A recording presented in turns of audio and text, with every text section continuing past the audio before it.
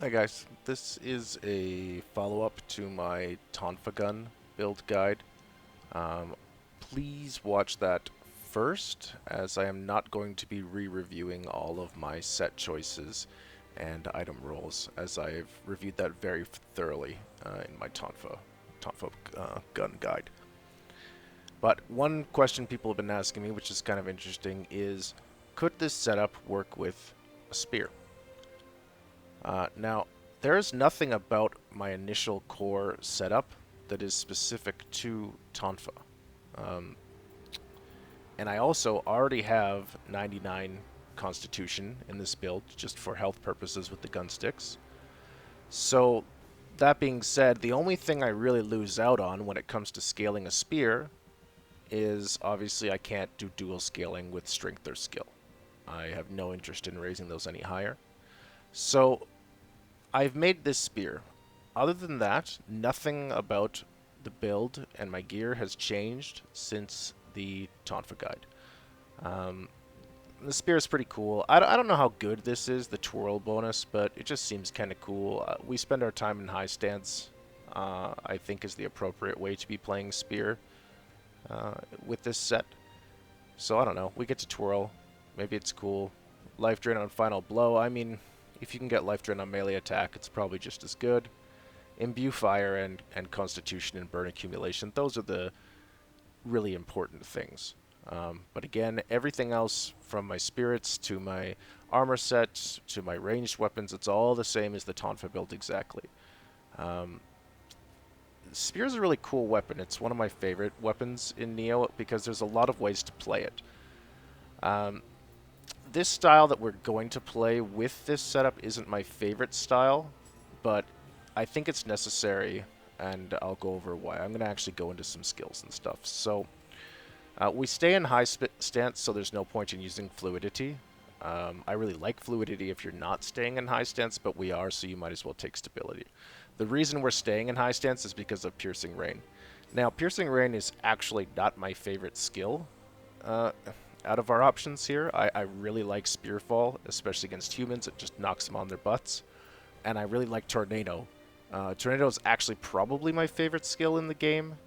But because we are running a fire-based setup, we want to be applying our fire dot so we can get the bird accumulation and our bonuses to enemies that are on fire really fast, and Piercing Rain is just the best way to do that. Um, let's see. Triple Threat is kind of fun to use, but I don't know. It's rare that you have to use it. It's just kind of fun. I do like using Spear Flourish. Um, during the key pulses. It just makes it feel super snappy, and it does a reasonable amount of damage. And then twisting spear I actually do use quite a bit. Just it's a good. It gives you a lot of hyper armor when you're moving in for a kill, so you can kind of go through some moves and just do a really high amount of damage. So when it comes to the greens I have slotted, I have on Piercing Rain I have my bonus based on Courage since I have Courage maxed, and on Twisting Spear I have my damage bonus Constitution because I have that maxed. Those are the important ones. This skill, Resounding Lunge, I have it because I don't have anything else that can go there, and I just have it unlocked. I don't really use it. I don't think it's that great. Wild Spear can actually be pretty cool. If there's like a little one of those guys that likes to bite you, just kind of ticking you off, just take a run at it with Wild Spear. You might be surprised at just how quickly Wild Spear can shred lesser enemies. Um, and that's about it. We just stay in high stance because we need to apply fire. This is the best way to do that. But the core of the Tonfa build remains the same. All of my reasoning for why I have my pieces rolled the way they are remains the same. Really, nothing changes, except now I made a cool spear. So I want to show you just how effective this can be. Now, there's definitely you could get more damage out of like a Tigo thrusting style set with Mazda pieces for sure. But then you don't get all of my awesome sustain and defense stuff worked in. And plus, maybe you're like me and you played the Tonfa so many hours that without really changing much, you just want to use a different weapon. Spoiler alert, if you have not beaten the game, you should not watch me play through this. But I just want to give you a quick little demonstration of without changing anything from the Tonfa build, how effective we can actually be with the spear as well. You all set? Let's go.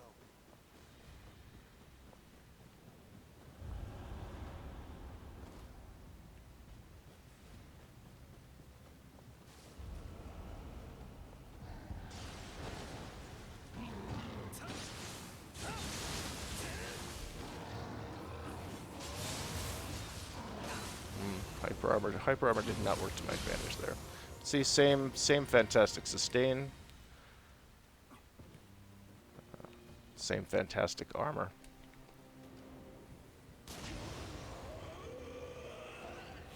Now, using fire papers, I would say, is more important with the spear than it is with the tonfa. The imbue fire works better on the tonfa than it does on the spear. Not to say it works poorly on the spear, it's just tonfas are really, really good at dishing out elemental damage. So,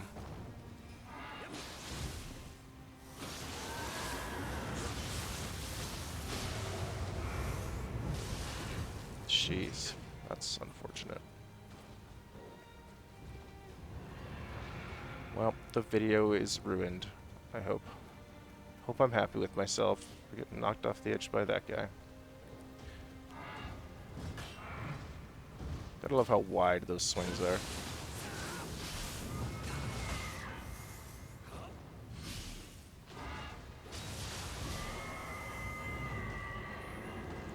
When you're in high stance, although it's not technically a move, just your regular square button, this overhead smash, is so good. You could just do this one move repeatedly. You'll be breaking yokai horns. It does immense damage. Spear is such a fascinating weapon. I really like it.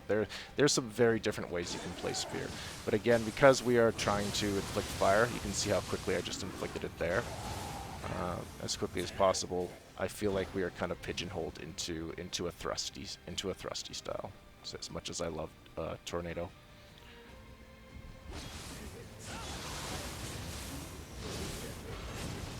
Yeah, so we definitely could be eking out more damage from a thrust-specific set. That being said, if you want to do a fire build, if you want to do the Red Demon set, if you want to maintain excellent defense and life gain, then you know the Tonfa build I've showed you has already given you the perfect setup, and you know Spear just. I wouldn't even say it's worse, it's just different. Obviously I can't, because I'm not doing dual scaling, I can't scale the attack quite as high. And also, this is only a +9 weapon because, let's face it, getting to +10 takes forever, as it exponentially takes more and more and more time.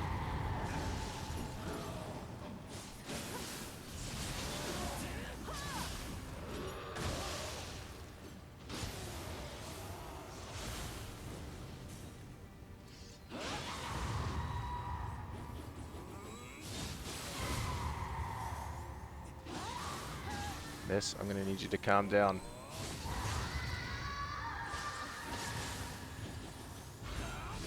So you can see, especially once we get them on fire, which again, I'm not being litigious about applying fire papers. I'm not used to that because so Tonfa's a little bit better with its imbue in terms of setting things on fire. It's not hard to keep fire up, especially because we have Infernal Oni still as well, so it's not overly difficult.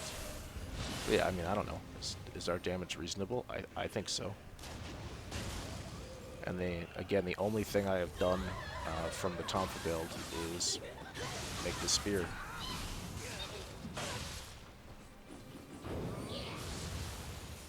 Boom. This guy's hitbox is always wonky as he's coming out of that thing. It's very annoying.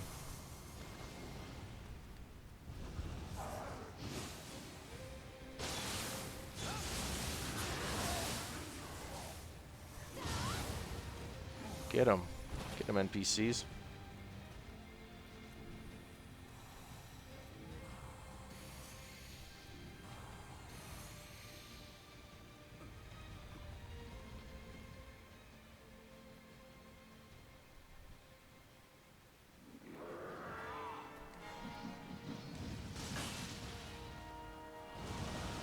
This guy hates to get hit. He's very good at not getting hit.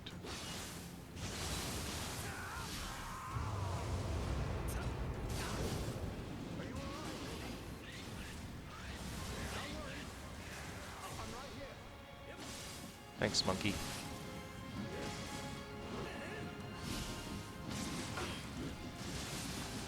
And oh man, he's so fun to try to get on top of.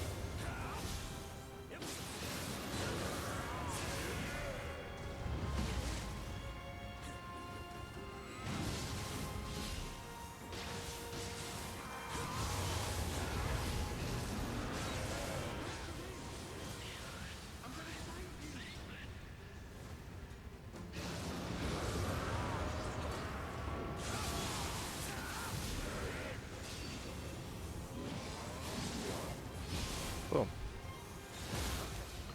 Okay, you're almost there. Come back